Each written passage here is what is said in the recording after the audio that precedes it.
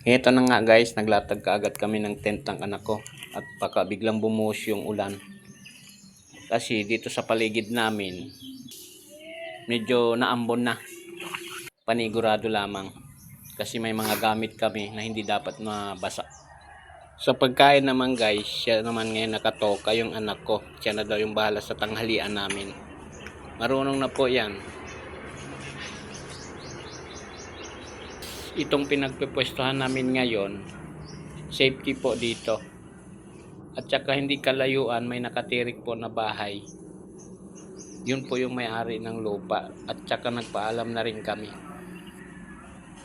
Sa next video po guys, papakita ko sa inyo gaano kalapad yung ilog nila, Dine.